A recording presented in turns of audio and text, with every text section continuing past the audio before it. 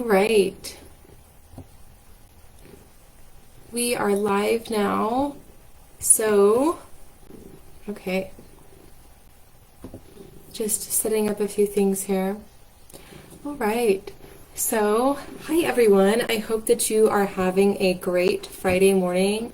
My name is Madeline. I'm the owner of Holistic Home and Health, and I'm hopping on here today with the Witching Hour to go ahead and just have an open discussion, an open forum for anyone who has questions about spirituality, metaphysical matters, paranormal matters, occult matters, all those fun witchy things. Thus the name of our show, The Witching Hour. So I think I'll go ahead and just start the discussion just with some really common things or questions that I get as someone who is a psychic medium, who does tarot, who is a medical intuitive, who does past life readings, Akashic records, things like that. So I operate within the spectrum of a lot of these kind of topics, these more spiritual, metaphysical topics and modalities that can be practiced. So maybe I'll start first with the name of the show, The Witching Hour. So I know that a lot of people, they probably have heard of the term the witching hour, and the witching hour is actually a real thing. It's from 3 a.m. to 4 a.m. in the morning, and it's really interesting because there's multiple scientific studies that back up that weird things happen at this time of the day or the morning. Like it's the time that most people are most likely to pass in their sleep if they're going to pass in their sleep. It's the time that a lot of paranormal investigators know of as being the hour where there's going to be the most activity, where the veil is the thinnest. And so essentially the witching hour is that 1 hour of the day where the veil in between our worlds, between realms, is thin, and where people can cross over easier, and then spirits on the other side can cross over easier too. And so when I'm talking about all these things, some of these concepts might be a little bit foreign to everyone, and I totally respect that and understand that.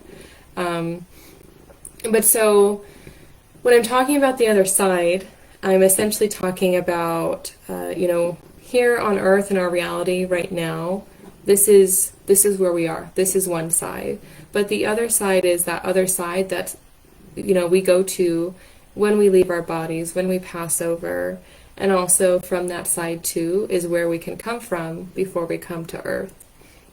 So everyone, I think, has their own interpretation of what the other side is, or like beyond the veil, what that may mean to them. But essentially, that's the time, the witching hour, when those two worlds have a lot thinner of a door or an entrance, or it's like the door is wide open then. And usually during other times of the day, that door is shut a little bit more and it's a little bit harder to get through, but you can get through from other side, from the living side or the not living side. But I do want to clarify that on the not living side, or on the other side of the door, the beyond the veil, that in my opinion at least, those energies aren't really dead necessarily.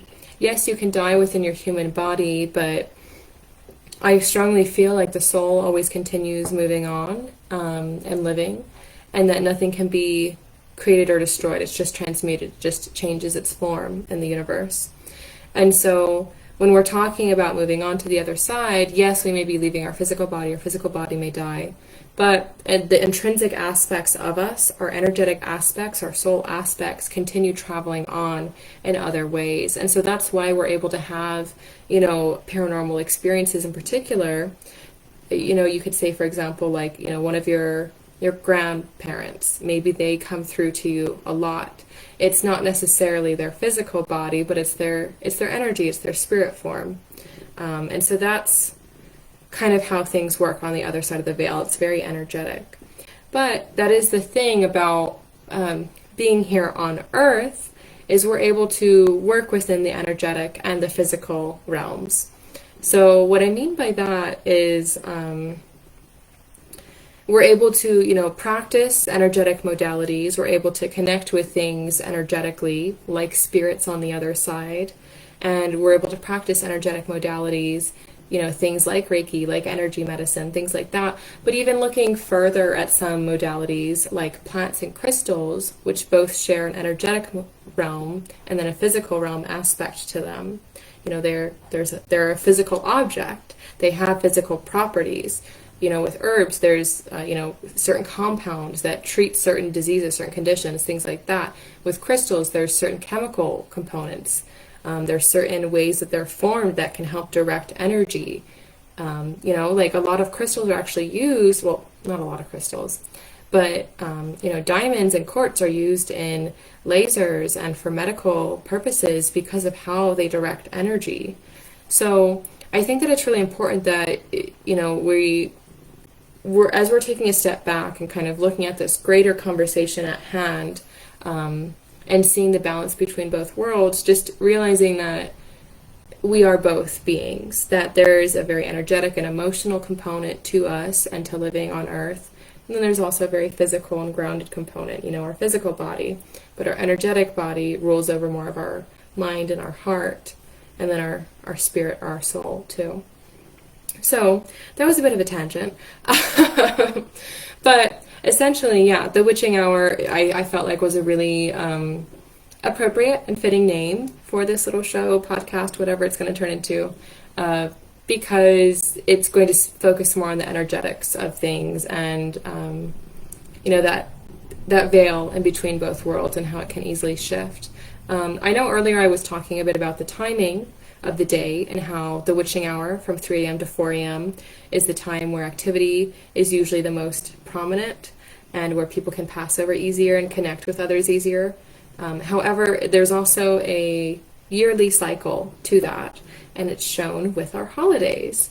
So, some of you might know this, but for Halloween, October 31st, in a lot of pagan cultures, it's called Samhain.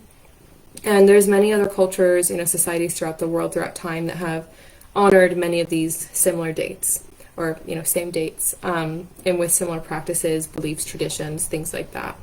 So Samhain focuses on the day of the year in which the veil is the thinnest. And so, looking at the wheel of the year from a pagan perspective, we've got Samhain, October 31st, and then the exact opposite is April 30th or May 1st, Beltane or May Day. And so those two kind of mark the shift in the poles and the energies, if you will. And then we've also got the equinoxes and the solstices.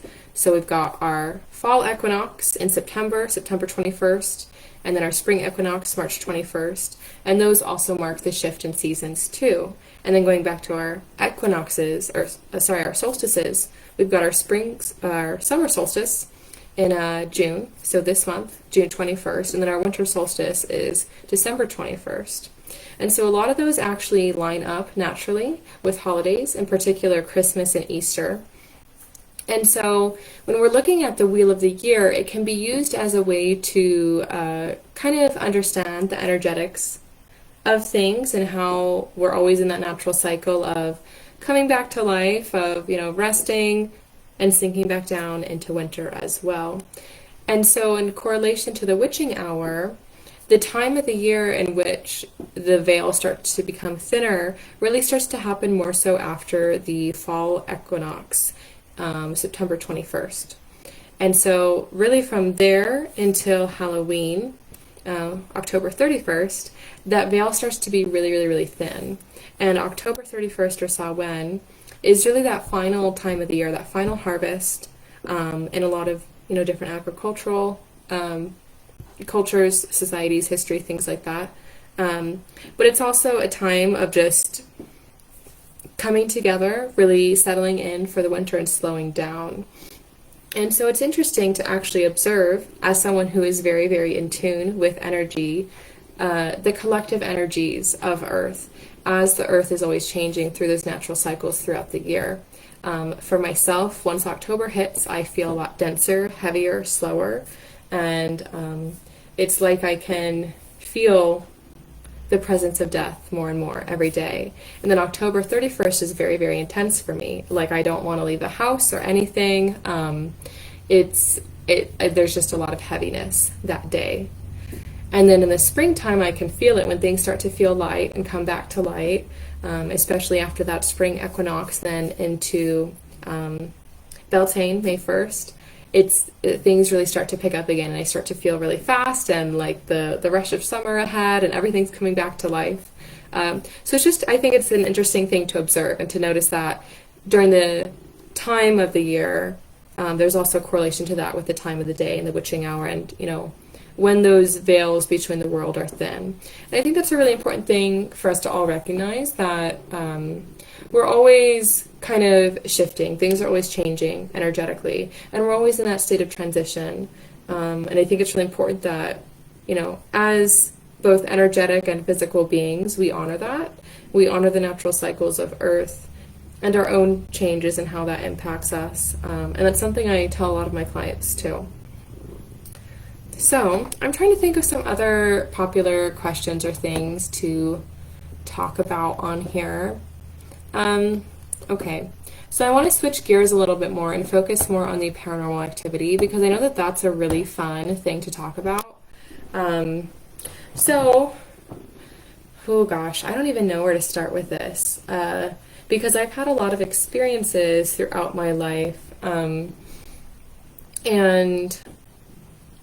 I am a psychic medium. I'm also a spirit medium. So maybe I'll start talking a little bit about the different types of mediums, not so much experiences. And then maybe that can lead a little bit into some of my experiences professionally and personally. So psychics are someone who can see. And so there's different clair senses. And clair senses are basically different components that can, classify or categorize someone as to being a psychic or medium, or you can just have a clair ability. So psychics, from my experience, most commonly are clairvoyant, which is clear seeing, and then they have a lot of claircognition, which is clear knowing. And so for myself, I have both of those. And for how those manifest, it's quite interesting. The clear seeing, I'm able to see things like with my eyes. Like I can physically see energy in someone's body, but it's almost like it's like a layer on top of them. It's like a layer of reality on top of them. And then I'm also able to see with my third eye, and that's more like in my head, where if I close my eyes, it's easier for me to focus and concentrate, and then I'm able to see things clearly. And so with the sight, I'm able to see different things, and it comes across in different ways depending on what's going on. So like for my medical intuitive readings, or really anything health related, so any of my Reiki sessions, reflexology sessions, any of my wellness coaching sessions, anything like that, it's like I'm able to see, certain points in the person's body, and I'm able to look inside their body, their organ system, see what's going on. But not every psychic is able to do that either. That's something that's related to my medical intuition. But that's like how it manifests. And then I'm dealing with, things that aren't human, something outside of the health setting.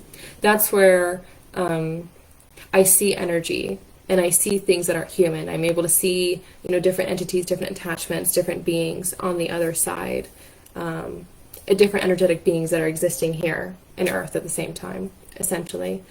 And so for that, I'm able to, see with my eyes, but I get the most clarity with seeing with my third eye and being able to focus and just bring it in there. And so a lot of psychics are seers. And so with the clairvoyance, so you can see in the present moment what's going on. But then there's some too that can see into the future and into the past, as well as into the present moment to get clarity on a present situation. And so for myself, I do all of those. And I'm very strong looking into the past as well as the future. And so it's a range of abilities, I think, with everyone and everything. And I think it's really important to note that it's like a spectrum. It is a range, and that every person is very unique in how their abilities manifest and what they do. And then the other side, the other aspect related to psychic abilities of, just knowing things, seeing things, being able to get clarity on things, is mediumship.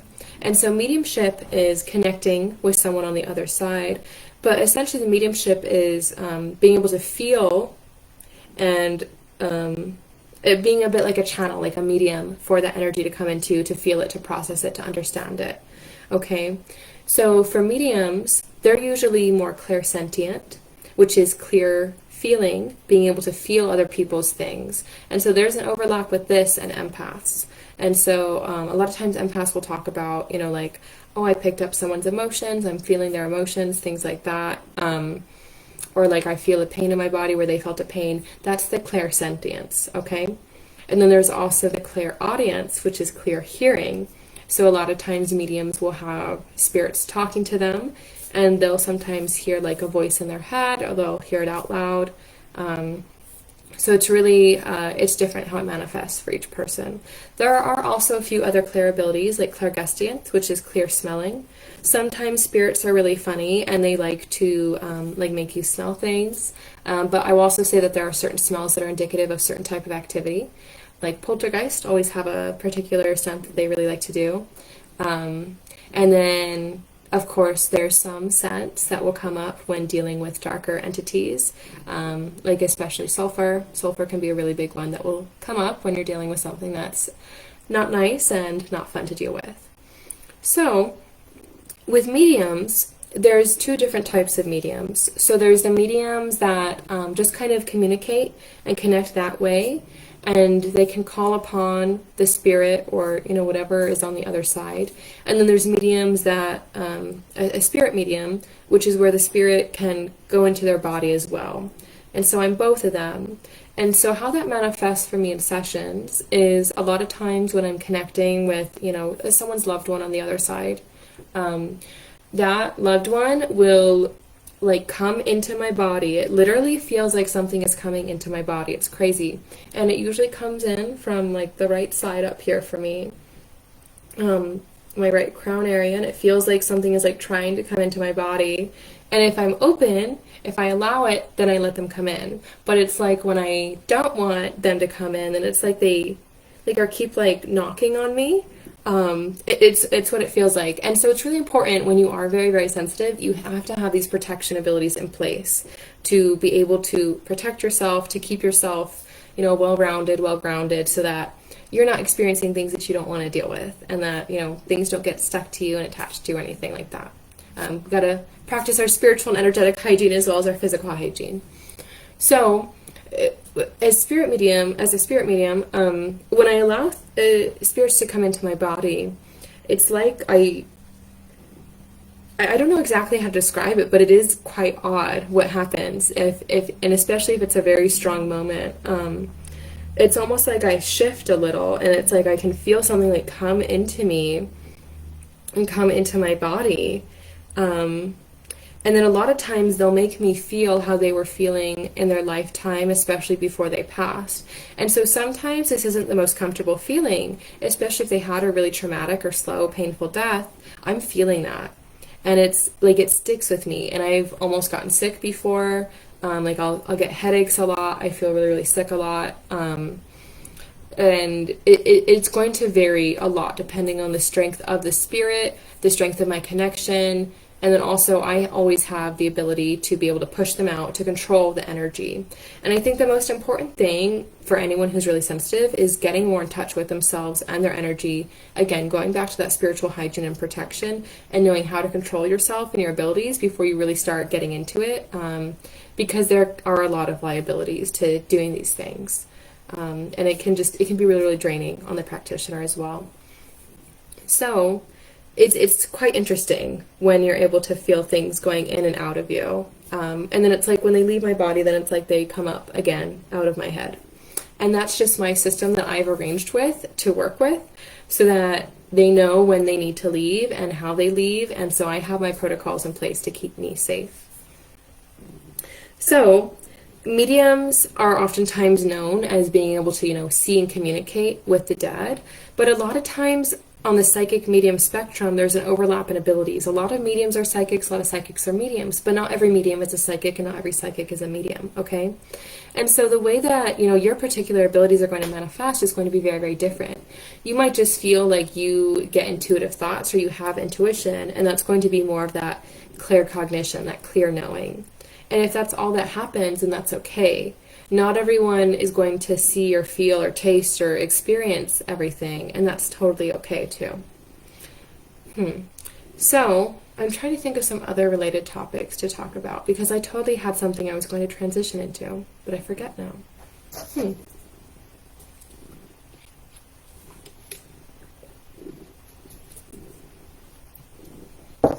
Hmm. I'm going to talk a bit maybe about how you experience paranormal activity. Now that I've been talking a little bit about spirits and dealing with them, so one of the things that I do specialize in is entity and attachment removals, home and personal energy removals and clearings. And so essentially what that is when there's something that's not human. And so on the other side, I classify, ancestors, human spirits, things like that, like your grandma. She's still a human on the other side. But there's things on the other side that aren't human, kind of those scary, dark things that there's many stories about. And those things can get really nasty when you're dealing with one of those situations. And so a lot of times people don't know what to do or, where to go. I know that for a long time people turned more towards religion. And then back when the Catholic Church was more involved in practicing exorcisms and clearings, purifications, things like that, that was a route. However, there's different stages, for each client that I encounter, for each paranormal situation. There's some where, you need to bring in a whole team of practitioners. There's some that it can just be dealt with by one person. And I think it really varies depending on what's going on and who's being affected. Just everything is a case-by-case basis. And that's something I really strongly advocate for, even in, more of the healthcare setting and the health sessions and services that I focus on too, is just treating everyone as an individual in every situation and client as a case-by-case basis. So when dealing with, these heavy things, that's when I'm dealing with things like shadow people, like demonic entities and attachments, like, poltergeist. And poltergeists are a lot more harmless than their reputation is. So it's quite interesting being able to, deal with and confront these things because it's totally energetic. But the thing about these beings is, although they are, purely just energetic beings, when they are here on Earth operating in this realm, they can manifest physically too. They can work within Earth, with it being a more physical place, and influence people, influence things. They can move things, they can touch you, they can appear to you, they can turn lights on and off, they can influence temperature, electricity, they can start fires, things like that. So there's a lot of different things that can be signs of paranormal activity.